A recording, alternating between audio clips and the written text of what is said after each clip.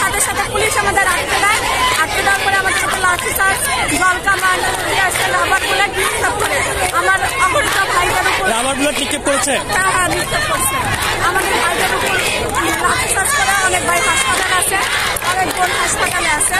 আপনারা তো দেখতে পাচ্ছেন। কেউ গুলিবিদ্ধ হয়েছে?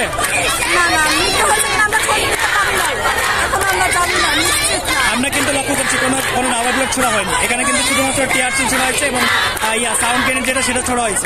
জলকামান আমরা শব্দ পাচ্ছি, কারণ আসছে কিনা এটা জানি না, কিন্তু ছোড়া হয়েছে, জলকামান নিক্ষেপ করা হয়েছে, লাঠিচার্জ করা হয়েছে। ষষ্ঠ দিনে আমরা প্রথম দিন কোথায় ছিলেন? আমরা ছিলাম প্রেস ক্লাবের সামনে ছিলাম। দ্বিতীয় দিন কোথায় ছিলেন? ওইখানে আমরা শান্তিপূর্ণ অবস্থান কর্মসূচি পালন করতেছিলাম। আচ্ছা, তারপরে তৃতীয় দিনের কর্মসূচিটা কি বলবেন? আমরা তৃতীয় দিনে শান্তিপূর্ণ অবস্থান কর্মসূচি প্রেস ক্লাবের সামনেই ছিলাম, কারণ আমাদেরকে মিথ্যা সান্ত্বনা, মিথ্যা আশ্বাস দিয়ে বারবার নির্যাতিত করা হয়। এর জন্য আজকে আমরা স্থান ত্যাগ করে শাহবাগের উদ্দেশ্যে আসছি। কি পরিমাণে লোক আপনাদের আহত হয়েছে? আমাদের প্রায় শতাধিক লোক আহত হয়েছে, শতাধিক লোক আহত হয়েছে।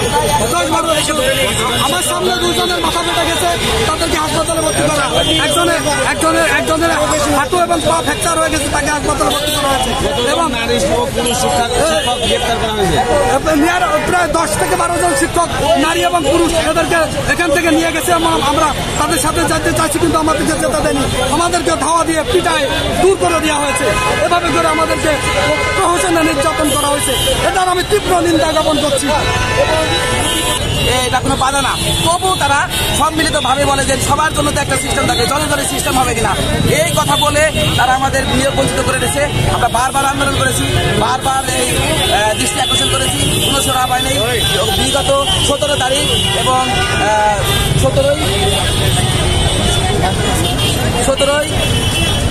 বিগত 23 এবং 22 এবং 23 তারিখ শিক্ষা প্রধান উপদেষ্টা আশাকরি থানায় এসে আমাদের আশ্বস্ত করেছে আপনাদের নিয়োগের ব্যাপারে দেখবো এবং আইনের ব্যাখ্যাকে আমাদের বারবার আটকে দিয়েছে।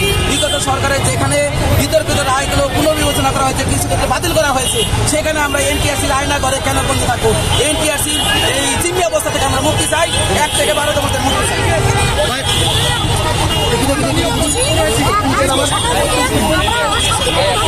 আমরা অবস্থান কর্মসূচি করছিলাম, ঠিক তখনই পুলিশ পিছন থেকে এসে আমাদের উপরে হামলা করে, টিয়ারসি গ্যাস ইউজ করে, তারপরে হচ্ছে কি সাউন্ড গ্রেনেড ইউজ করে, আর কতগুলো নারীদের সাথে খারাপ আচরণ করে এবং মারধর করে উঠিয়ে দিয়েছে। আমাদের কিছু নারী এবং পুরুষ যারা আমার ভেতরে আছে এবং আমাদের সভাপতি সকলের সামনে ধরে নিয়ে গিয়েছে, সকলের প্রতি যে অত্যাচার করেছে, এটা আমাদের কাম্য ছিল না। আমরা সেখান থেকে শান্তিপূর্ণ ছিলাম, কিন্তু আমাদের সাথে ভীষণ খারাপ আচরণ করেছে। আমরা এর জন্য এর প্রতিবাদ করছি।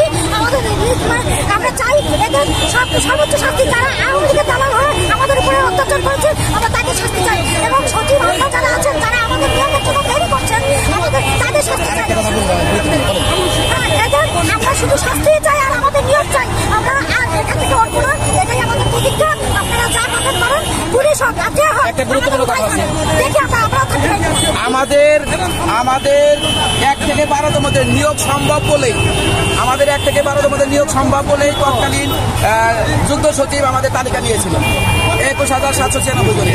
এবং এই সরকারের আমলেও আপনার এনটিএসসি চেয়ারম্যান যারা আমাদের সনদ দিয়েছে, নিয়োগ সম্ভব বলেই আমাদের হয়ে মন্ত্রণালয়ে আপনার চিঠি ফরওয়ার্ডিং করেছে এবং প্রধান উপদেষ্টার PS2 আমাদের প্রধান উপদেষ্টার পক্ষ থেকে আমাদের এসে আশ্বস্ত করেছে আপনাদের ব্যাপারে যথাযথ যা করা যাবে করবো।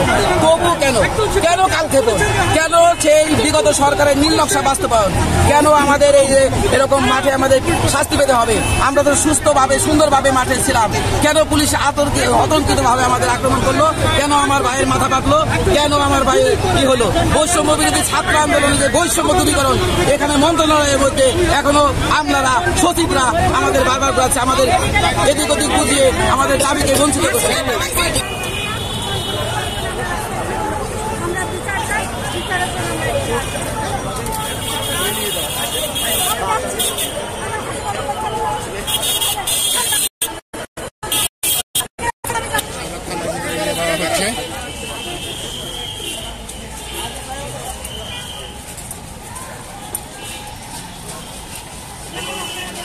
ভিতরে কোন জায়গায় নারী শিশু এই মুহূর্তে আপনারা দেখতে পাচ্ছেন